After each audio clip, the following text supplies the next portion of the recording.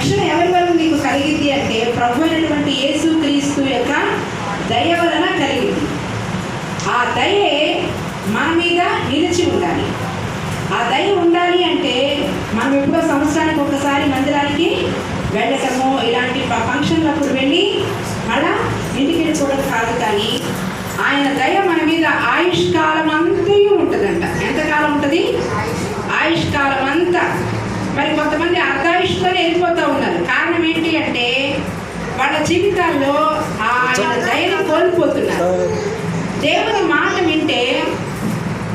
మాట వింటే దీర్ఘాయుష్తో బ్రతకొచ్చు. ఎందుకంటే ఆయన మాట మనకి నిత్య జీవాన్ని కలగజేసింది. ఆయన మాట మనకేం కలగజేసింది? నిత్య జీవము. ఆయన మాట నువ్వు ఎంతసేపు వింటే అంత జీవం నీలో ఉంటుంది. జీవాన్ని ఇంగ్లీష్లో ఏమంటారంటే లైఫ్ అంటారు. అంటే దేవుడు నీకు లైఫ్ ఇస్తాడు. ఎంతసేపు వింటే అంత జీవం. నా మాటలు ఆత్మయు జీవమునై ఉన్నవని పరిశుద్ధాత్మ దేవుడు మరి బైబిల్ గ్రంథంలో ఆయన మాటలు ఏమై ఉన్నాయంటే ఆత్మయు జీవమైనవి. కాబట్టి ఆయన మాటల్లో జీవం ఉంది. ఆ జీవం మనుషులకు వెలుగై ఉంది. కాబట్టి రాత్రి నువ్వు ఎక్కడికి వచ్చావు అంటే పుట్టినరోజు కార్యక్రమానికి మాత్రమే కాదు, కానీ వెలుగునొద్దకు వచ్చావు. దేని దగ్గరకు వచ్చావు? వెలుగునొద్దకు వచ్చావు. ఎందుకంటే ఆయన మాటలు వెలుగు. ఆయన మాటలు నిన్ను వెలిగిస్తాయి. ఆయన ఏమై ఉన్నాడంటే నేను లోకమునకు వెలుగై ఉన్నాను అని అంటున్నాడు.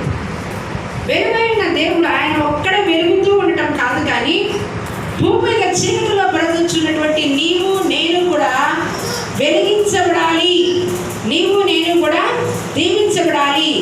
పాపం అనేటువంటి చీకటి నుంచి నువ్వు బయటకు వచ్చి వెలుగులో నడవాలి అని దేవుడు కోరుకుంటూ ఈ భూమి మీదకి నిన్ను నన్ను కూడా పుట్టించాడు. మరి మనం పుట్టింది ఎందుకంటే చాలా మంది ఎందుకు పుట్టామో అనుకుంటా ఉంటారు. ఎందుకు పుట్టామంటే నువ్వు వెలుగులో ఉండటానికి పుట్టావు. అయ్యా మాట్లాడవద్దండి, యూట్యూబ్ ఛానల్ మాట్లాడదు. కాబట్టి వెలుగులో ఉండటానికి పుట్టావు. రావైశ్యుడు కూర్చో అంటే తిరగకూడదు. ఎందుకు పుట్టావు అంటే వెలుగులో ఉండటానికి పుట్టావు. కూర్చోవాలి. కూర్చోండి, కూర్చో, ఇటు కూర్చో, కుర్చీలో కూర్చోవాలి, కుర్చీలో కూర్చోరా. ఈరోజు మరి ఈ పాప పుట్టినరోజు. ఎన్ని సంవత్సరాలు అయిపోయినాయమ్మా? 7 years కంప్లీట్ అయిపోయినాయా? 7 సంవత్సరాలు. 7 అనేది బైబిల్ గ్రంథంలో సంపూర్ణ సంఖ్య. కాబట్టి సంపూర్ణతని ధరించుకోవడానికి మరి దేవుడు మనల్ని సంపూర్ణమవడానికి పిలిచాడు. వాక్యము వేరే కోణంలోకి వెళ్ళిపోతుంది. కాబట్టి నేను నన్ను ఎందుకు పుట్టించాడు అంటే వెలుగులో ఉండటానికి పుట్టించాడు. ఆ వెలుగు ఏంటి అంటే చూడండి, ఇంత రైట్ వెలుగుతుంటే దీంట్లో మనందరి ముఖాలు స్పష్టంగా కనపడతాయి. అదేవిధంగా వాక్యం అనే వెలుగు కూడా నీ హృదయంలో ఉదయించాలి. మరి ముఖ్యంగా ఈ చిన్న బిడ్డని చక్కగా మంచిగా అలంకరించాలి. మరి ఎందుకు